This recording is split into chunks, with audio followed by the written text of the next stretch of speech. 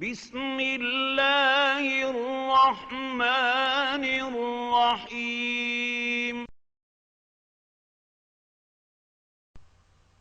Assalamu alaikum, welcome to Quranic Arabic webinars.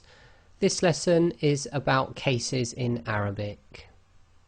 Objectives: to understand what cases are in English, to understand what cases are used in Arabic and how they relate to the English cases, and to understand what the term i'rab means, to understand how cases are represented in Arabic. And just a note here, this is a quick overview. So the intention of this lesson is just to introduce you to some concepts. It's not really to learn the concepts properly, and we've done this because many people have no idea about this concept of cases, not even in the English language. So we're going to introduce it, and the main purpose is so that you can focus on why we learn certain things, and as you go into more detailed lessons you will understand what you need to memorize and focus on. So we'll look at cases in English grammar. In grammar, the case of a noun or a pronoun is a change in form that indicates its grammatical function in a phrase, clause or sentence.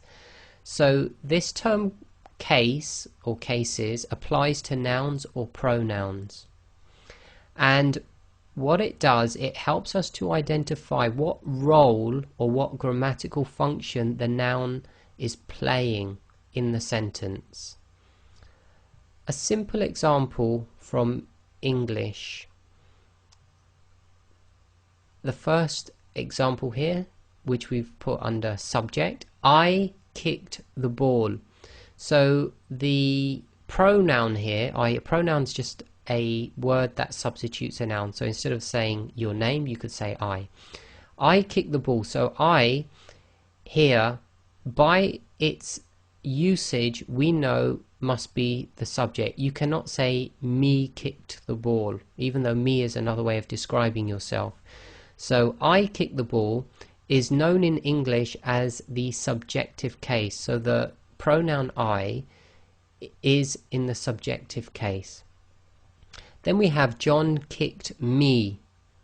So here me is in the objective case. It is the object of the verb, i.e. the verb is doing something to me.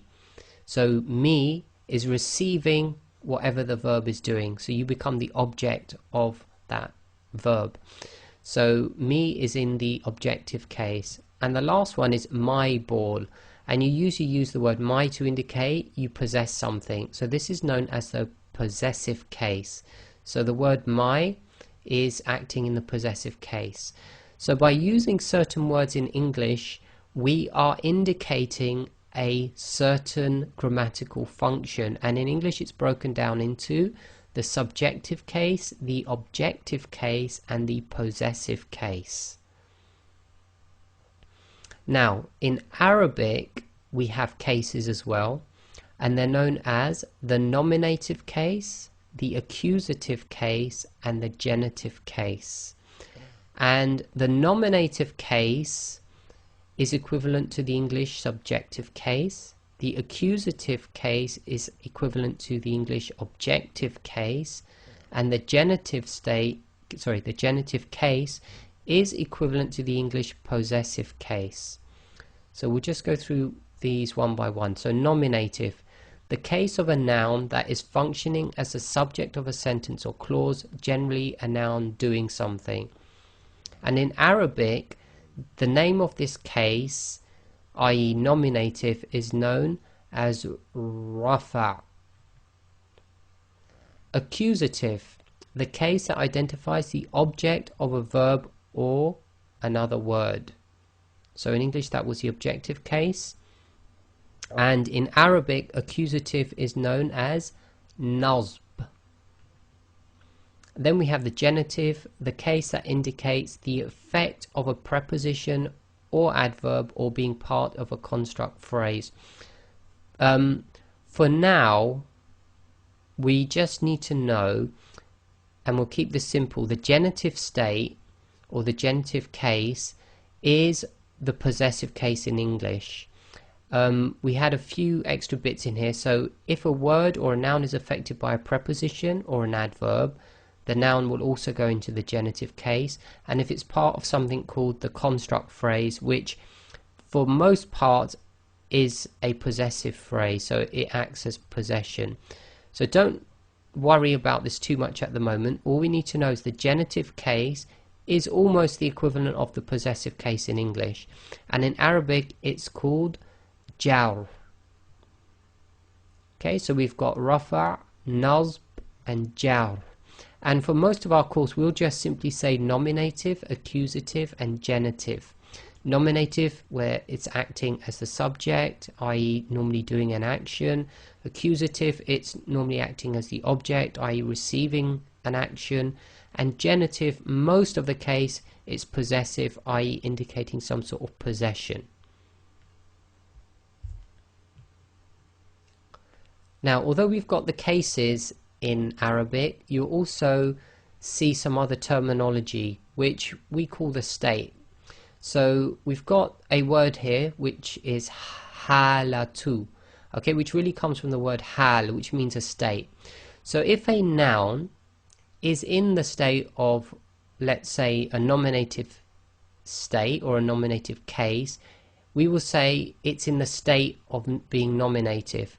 And in Arabic they put this word halatu on the front of the actual case to indicate the state.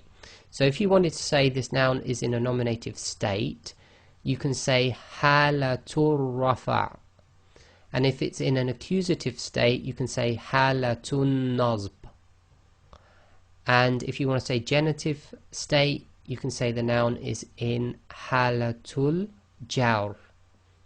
So that's just another way you'll see it written in some grammar books. Now we're going to look at something called the i'rab, and this is known as case inflection. Okay, some people call this declension as well, but we're going to call it case inflection. So what is this? Inflection in Arabic is the changing of vowels, i.e. that's normally your kasra, fatha, dhamma, dhammatain, fathatain, kasratain, or letters on words due to certain other words or due to the role the word plays in the sentence. The word i'rab means Arabization, as the Arabs were known for their eloquence. So essentially, in order to identify the case or the state of a noun, the way they do it is through this thing called i'rab, which is the changing of the signs on letters, or maybe even adding extra letters onto certain words. So why is this i'rab important? The i'rab is also known as inflection. It is the changing of the vowel signs or letters on words so that we can understand what parts of the sentence affect other parts of sentences. So some examples will help us to explain this on the next slide. In English, word order helps us define what the sentence is saying. So what we're going to see here is a simple example of a sentence. Zaid hit Salim means Zaid was the source of the verb